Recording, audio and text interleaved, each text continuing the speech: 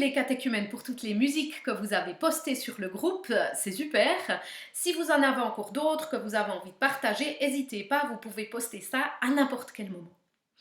On continue donc nos préparatifs de fête et pour nous mettre dans l'ambiance, dans l'atmosphère dans laquelle on aimerait bien vivre cette fête, eh bien on vous invite à aller chercher votre Bible, à l'ouvrir dans la partie du Nouveau Testament, dans l'Évangile de Jean au chapitre 2 et de lire les versets 1 à 12 de ce chapitre 2 de l'Évangile de Jean.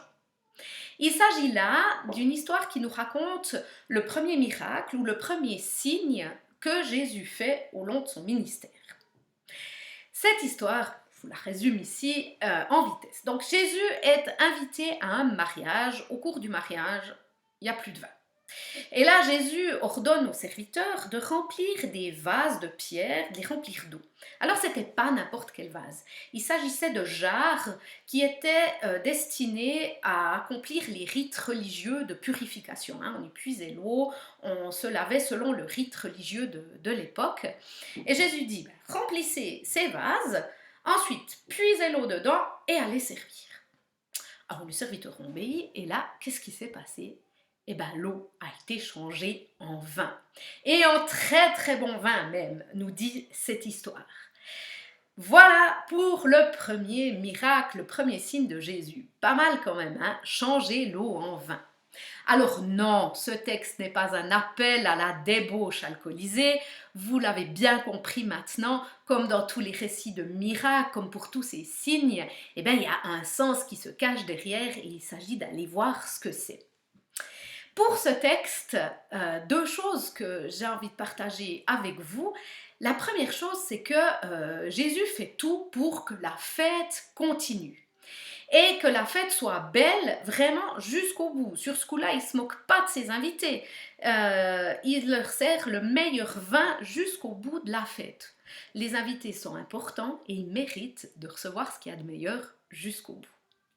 Et pour faire ce miracle, Jésus se sert des vases destinés à des rites religieux. Et là, il y a un lien entre la religion et la fête.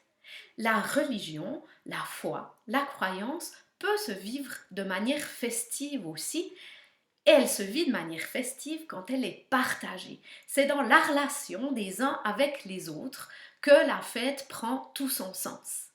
C'est pas dans le rite pur, respect, etc. du rite seulement, c'est dans le fait qu'on partage quelque chose de notre foi, de notre croyance, de nos convictions avec les autres, qui fait que la fête est belle et qu'elle va continuer. Et c'est justement dans cet esprit-là qu'on vous propose de continuer nos préparatifs de fête. Alors, vous savez bien que pour qu'une fête soit réussie, il faut qu'on prenne en compte ce que chacun peut amener et c'est grâce à ce que chacun va pouvoir amener que la fête sera belle. Alors vous, chers catéchumènes, qu'est-ce que vous avez à amener ? Quel est votre talent pour faire qu'une fête soit réussie ?